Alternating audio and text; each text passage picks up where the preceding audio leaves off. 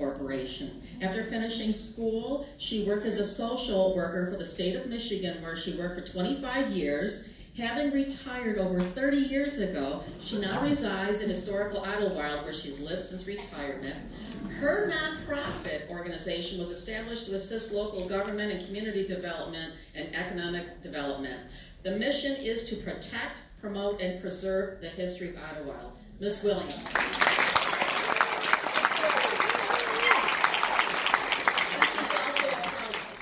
Grandmother and great-grandmother. The only one on stage, we can say that. So, all right, so this is going to be meant to be very interactive. I'm going to start off asking questions. You're also encouraged to ask some questions. We have a microphone here, which I think Sid's going to be walking through, but give us a few minutes to get a couple questions in here. Okay, so I wrote about Yoruba in the Detroit Free Press a week ago Sunday. We talked, and of course, my first question is, when she was approached by Smithsonian to do this documentary, my question is, what did you know about the Green Book? Well, first off, before I answer that question, I just want to say thank you so much for coming out in this cold weather for this beautiful event. Thank you to the museum, thank you to Smithsonian, and these amazing panelists. And I will say that this was the first stop that we made in our shoot and when we were filming. I knew that I wanted Detroit, that the story of Detroit was a big part of Green Book and of what the automobile meant to us. The first person I interviewed was Jamon. When we interviewed that interview, we knew we were like cooking with grease. I mean, we were so psyched, me and my production team. Then we went up to Idlewild, and I met these two, who were so incredibly excited, grateful, helped to gather the people of Idlewild to us, bring them to us, that we were able to film, took us out on the lake. All those beautiful shots on the lake is because of this woman here. I mean, it was an incredible experience. And then it was actually the production company, Impossible Factual, that came to me with the idea of doing a film about the Green Book, and I didn't know anything. Though I grew up in Harlem, right near Victor Green, right near the YMCA, I didn't know anything. But I was completely, obviously, immediately interested because I didn't know. And because this was an aspect of, I thought I knew my Black history.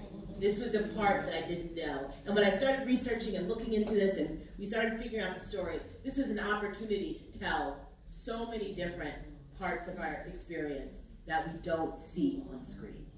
So let me ask a follow-up question to that. With the Green Book, obviously this is an incredible story. Why is this so important to remember and to recall? Oh, for so many reasons. I mean, one, it tells us about a history of entrepreneurship that we, as Brent says, that we don't often talk about when we talk about our history. It tells us about the ingenuity of us in creating a guide that can help us navigate this this racist country and segregated, in a country that was segregated. It also tells us about how we did that and also still had pleasure and recreation, and that was always, and always has been a part of our existence and a part of what we do. It tells us so many things. So, I was just thinking this time, when you watch it, each time you get something different. I was watching this time and remembering my mom taking me to the YMCA when I was a kid. That's where I learned to swim. That's where we went to the sauna, all that. But that history is something that you take for granted, that you don't know. And so for us to recognize our history and to validate it helps us keep these places alive, helps us understand the breadth of our story. And Baba Jamal, you were obviously people here all seeing you on the big screen here. The importance of Detroit and Michigan and the auto industry to this whole conversation we're having here. I know we saw a little bit of it, but how important was that, do you think, to this? So Detroit is vital to Victor Green's Green Book, but it's vital to this period of time too. Because what's happening is you're having hundreds of thousands of African Americans leaving the South. and they're going to all kinds of places in the north and in the west during this period known as the Great Migration. Many of these people are leaving by car. Not many of them, of course, are leaving by train and other public transportation, but many of them are leaving by car. And so the auto industry, which is based in the city of Detroit, is helping to facilitate the movement of hundreds of thousands of African Americans all over the country. And on top of that, the African Americans that are coming to the city of Detroit are highly connected to the auto industry. Many of them are working for Henry Ford or some of the other auto industries, or they're working for businesses that are catering to the people who work at the auto industry. So Detroit is vital to this, Victor Green's Green Book. Of course, it's a Negro motorist Green Book. But on the other end of that, it's vital to this whole time period. This whole time period is tied to the history in the city of Detroit. And could I just add, too, that it's also, that we came to these cities like Detroit, New York, Philly, all over, and we would also go back and visit. That's right. We had so many people on screens talk about what that trip was. So it helped to maintain those ties and to maintain our culture. That's right. That's right. Well, and we're in the Green Book started, I think 1937 was the first? 36 was the first year. And Bruce, you're from that side of the state, and actually Idlewild was on the map before then, right? Right. I mean, even back when the train was coming, the Flint-Marquette Railroad in 1874, they were stopping at this lake then called Crooked Lake. And it was this spring-fed lake. Never imagining that in 1912, two businessmen from White Cloud, Michigan, had this dream of developing a northern resort for African Americans. In 1912. 1912. And Miss Williams, you have lived there. After you retired, you went to Idlewild. Why? Well, the history was something that brought me to Idlewild. I had a person who was one of the people who started Idlewild itself, and his history. And once visiting there, just the people, it was just a place that you just loved, and it has kept me there for 30 years. One of the themes that we saw through the documentary was the role of women entrepreneurs, and I don't know, was this, when you started putting this together, was that a theme you wanted to pursue, or was it something that just kind of came up along the way? It was something that became, as Marquette in the film says, the evidence, right? As we were finding these stories, as we were looking through the book and seeing it was there. So what I say is to not ignore it. To ignore it is the fiction. To ignore it is the untruth. I mean, that was what was right in front of our eyes. And of course, that's what happens a lot with our narratives. The truth is ignored, and the fiction is what is put forth.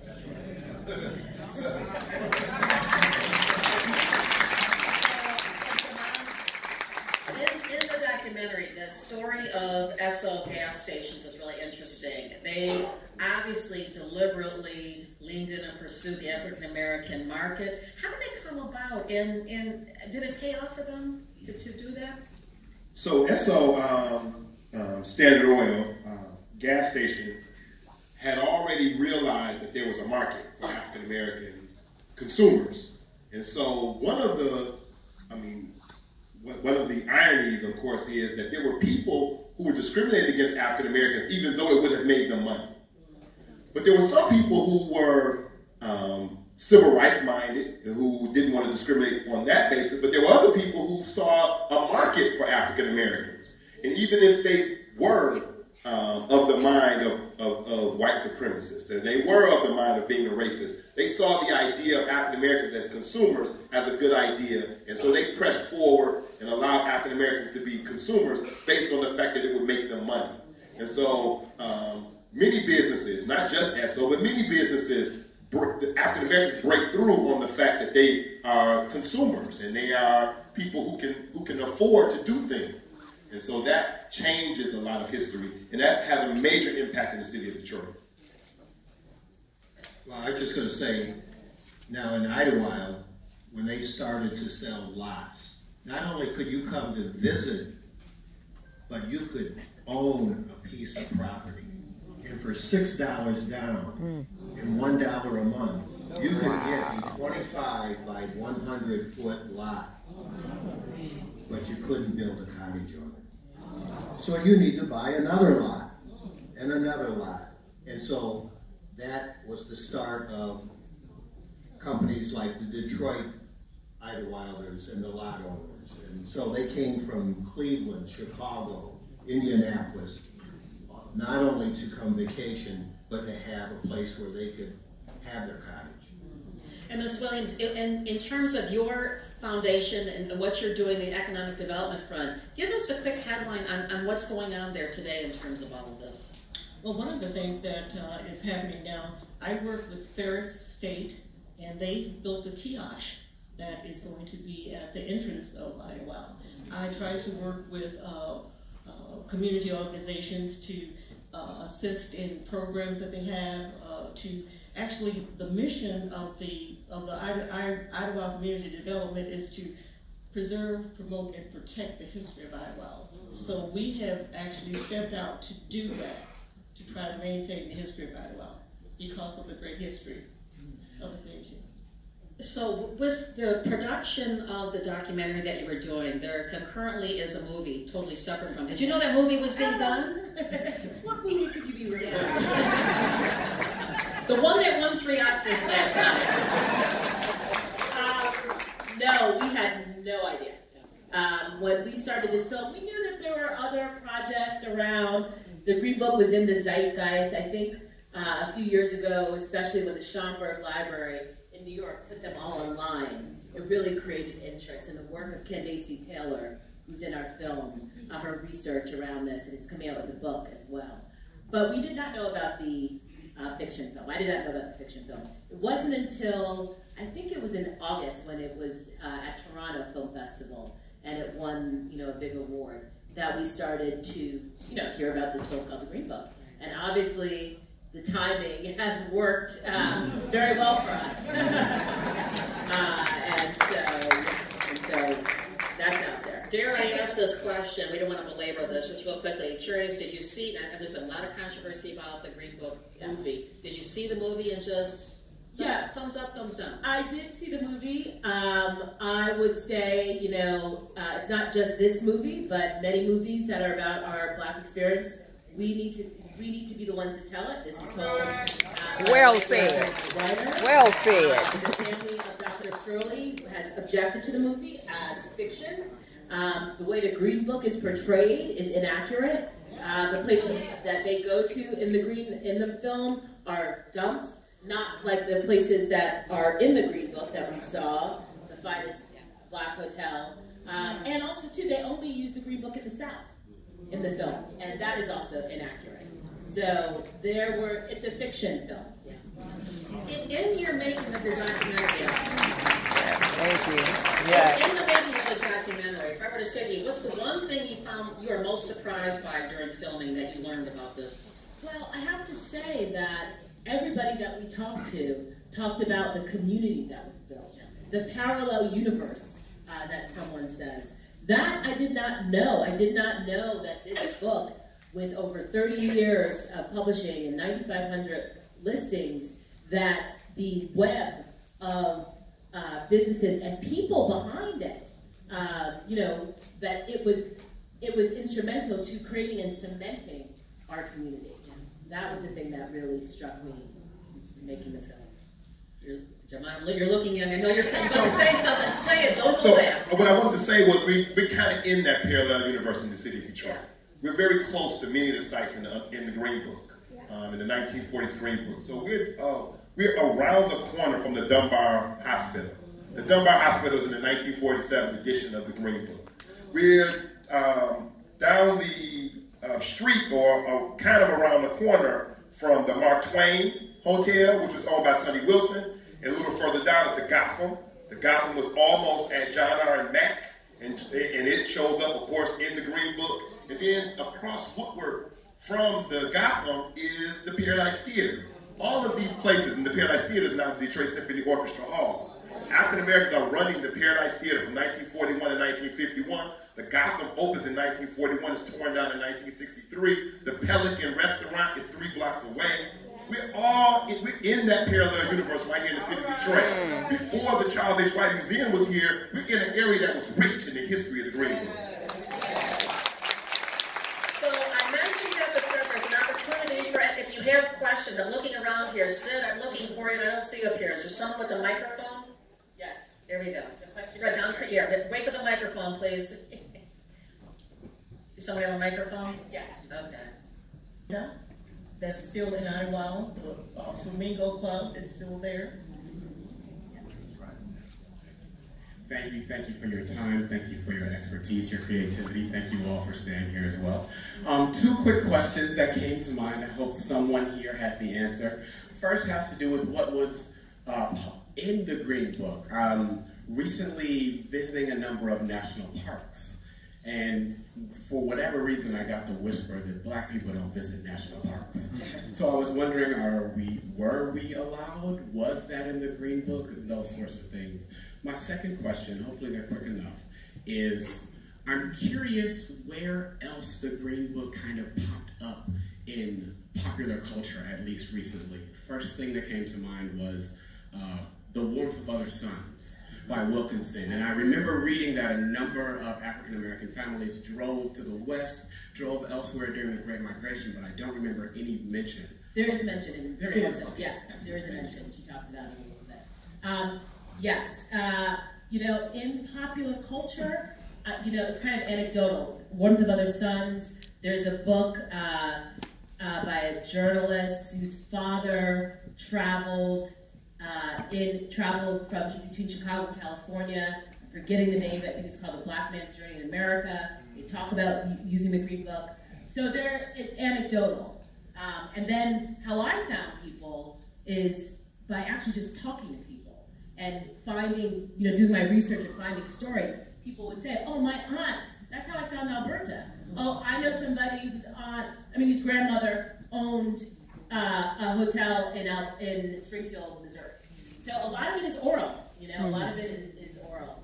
In terms of the parks, I just have to say that one of the ways that I wanted to tell this story is when we went to the National African American Museum of History in DC, and for an early research trip, and we were taken to their home movie archive, and where they encourage people to just digitize their home movies, their old VHS tapes.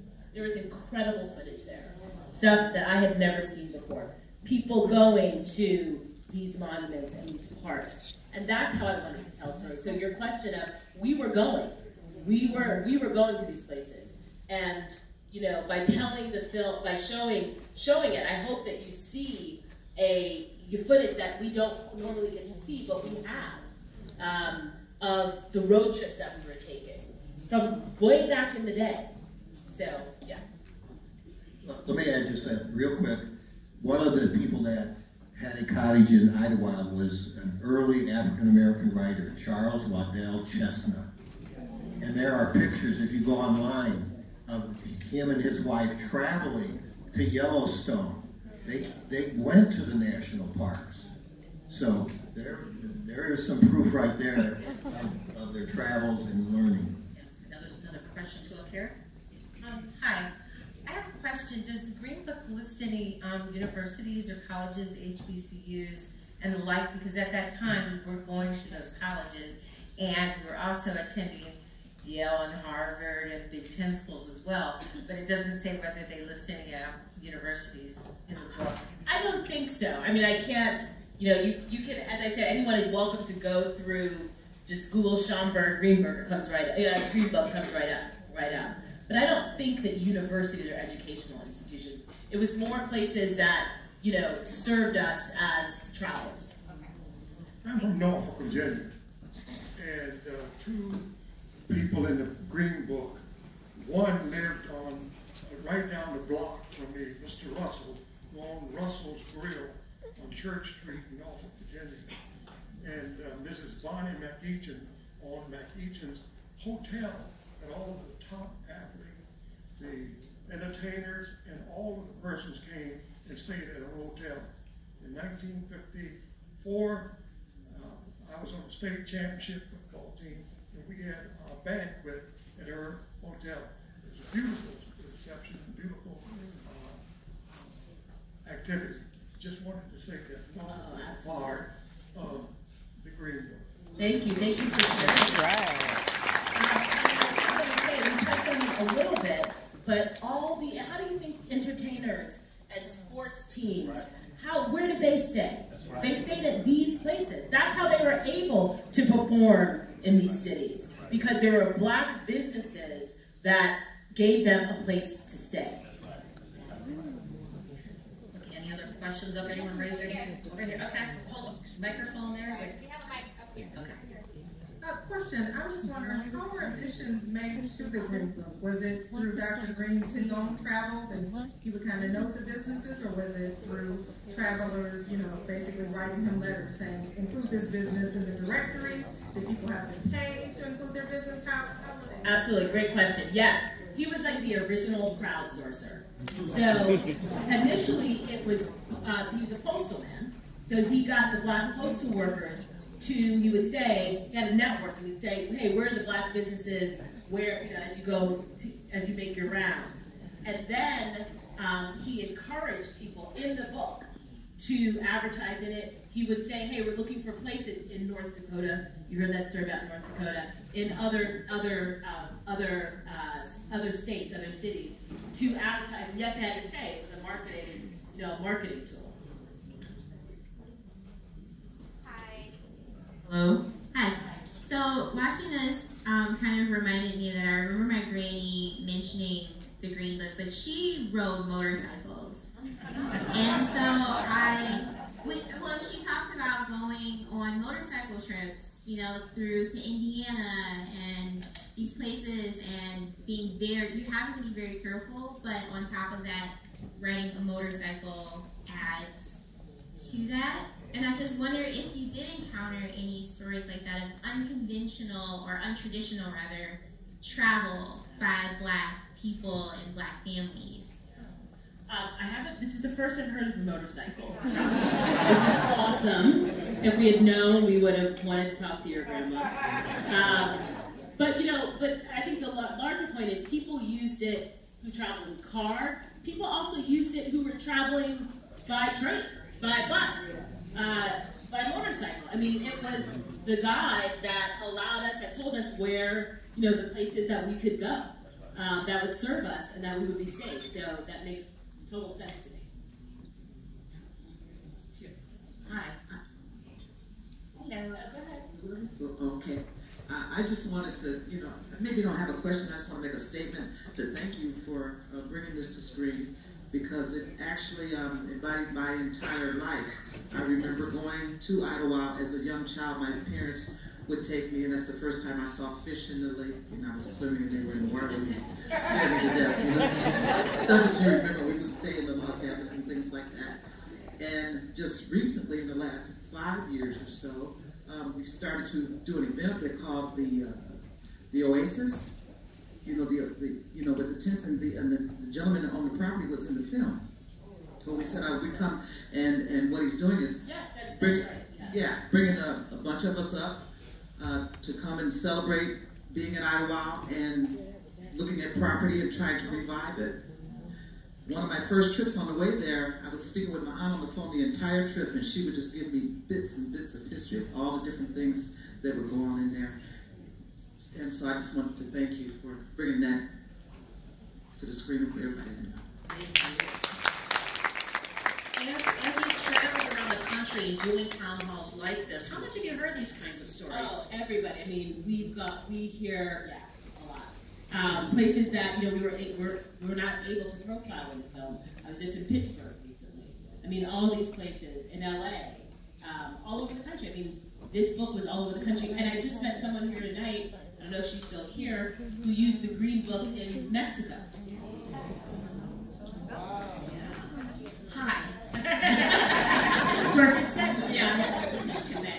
But anyway, my name is Karen Gill, and I am a product of the Idlewild Review.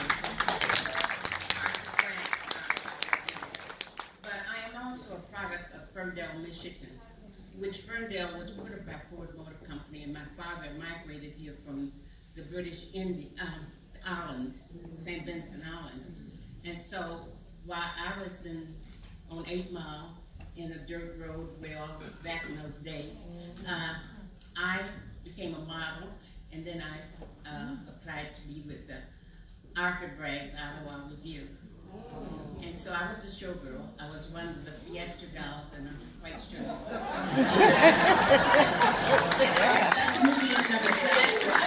Wow. At that time, I was paid to be beautiful. But anyway, Arthur Bragg, I noticed in the film that there wasn't much mentioned about the Paradise Club. But it was a lot mentioned. It was a little bit, yeah. But it was a lot mentioned about the entertainers that had came to Ottawa. I noticed that the reason why I'm here, I live in Dallas, Texas, but the reason why I'm here is because Western Michigan University sent for me to come up and talk about Ottawa.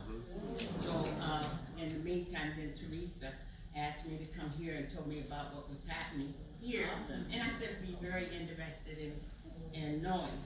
But I also, with the Green Book, I remember traveling with Mr. Bragg's, Arthur Bragg's review, is that we stopped on the road going to Mexico and different places. And with the Ottawa Review, I can't go into all of the history, but with the Ottawa Review, that show, his purpose of the show was to show the white people that we had, I don't know if any of you have seen some of the pictures of the showgirls, and one was light skin, one was medium skin, one with blonde hair. When you see that picture, that picture was that he collected people from all over the United States, and he traveled all over the United States, getting people. The cooks came in from Kansas City, the bartender from Chicago, somebody else. So he brought a lot of people up to Ottawa during the 50s and 60s, which I don't see that he is getting the recognition. I see that he is, when you talk about Ottawa, I see that you're saying Ottawa, Michigan had these entertainers there. But Arthur Bragg had the sweat and spent the money and had the vision, and I don't see his name being put. So that's reason why. Yeah, no, thank you for sharing that history. It also sounds to me like there's room for a part 2 of this documentary. So next year here. We wanted to do something just about Iowa. I mean, there's so much history there. And yes, I mean, unfortunately, we have a limited time. We have to tell, we're telling you multiple stories. But thank you so much for sharing that. It's amazing to have you here. A little bit about Arthur Bragg. So Daddy Arthur Bragg. That's right. I know you, Carlene. When he came to the city of Detroit, bringing the Ottawa Review here to the city of Detroit, he stayed at the Gotham. The Gotham was the 5-star black-owned hotel that sat on John R. near Mathis, John R. Orchestra Place. So that when these musicians and performers would come to the city of Detroit or go throughout the country, they're not going to stay in a flop house hotel. They're going to stay at the top hotel. And so he stayed at the Gotham, owned by John Wright.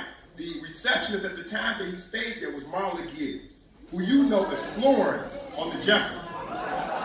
He brought the performers to just around the corner, John R. and Canfield at the Flame Show Bar. That's where they performed, and and Carlene was one of the performers when they came to the Flame. So, again, this history is bigger than 51 minutes can show, but the people who are part of this history are still living. And when you talk to them, you're hearing the history come right out of their lips. Wow, that's good. That's good. The Green Book film, which I mentioned, how it portrays the Green Book, so maddening and frustrating and angering, because, as you said, they wanted to stay at the top hotels, and we had them. It's Hollywood, though, right? Any other questions here? Are there another question on here?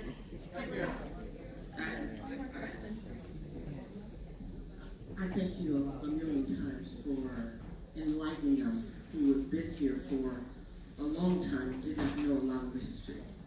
I am overwhelmed with emotions, but I would rather channel my different emotions into something positive. How are we, or can we be involved in the revitalization of some of those historic places? Yes,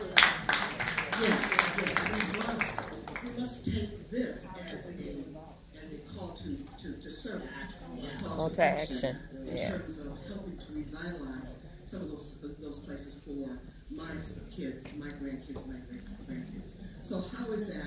How do we get involved? Ms. Williams? Well, one of the things that we have been doing is trying to promote Idlewild, to get people to come back and actually help preserve the history of Idlewild. I have been working with the historical preservation, seeking assistance from them, and we've just got to come together as a group, to do this. We cannot, one person cannot do it alone. So with my organization and any help that I can get, I am ready to work. I've been there, and my passion has been to maintain Idlewild. So I am ready to work to do whatever I can. Bruce, anything you want to add to that? Well, one of the things that Pat and I worked on together is a new music heritage trail that was from Ludington to Idlewild, and there are places along the way where you can put your cell phone up, and there's a recording of, when you're standing in front of the Paradise Club or the Flamingo Club, and learn about the history and learn about the music. So we're trying to really promote the music heritage up in that area too. Another thing too, as far as the music trail, this summer we're planning, there is a local person that has written a musical called My Idlewild, and we are looking to present that this summer. So that's something which actually portrays the history of Idlewild, from the musical part to the people who just visited there, doctors, lawyers, writers. So she is going to include that in the musical. So we're working to do that. That's something that we're working on right now. It's a wonderful thing springing forth from all of this. And speaking of that, the documentary aired at the Smithsonian Channel tonight at 8 p.m. You were luckily here. But it will be repeated on Smithsonian again. I encourage you to check your local listings for it. Also, starting next fall, 2020, the Smithsonian Institute Traveling Exhibition Service is going to share this story, speaking of that, through its exhibition, the Negro Motorist Green Book, which will travel to museums around the country. The announcement about the host locations and the exhibition content, maybe including some of the things we're talking about here, will all be included, and further announcements will be made on that. And again, just a reminder that you can watch the Smithsonian Channel to see the documentary here. And the app, you can watch it on the app too. On the app too, yes. But also, I want to thank the panelists here. Round of applause for.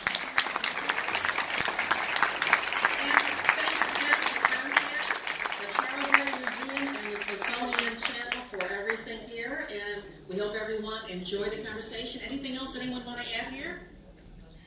No, thank you guys. So was everybody to watch it. Yeah. Is the Motor City your favorite stop so far? Oh, absolutely. Good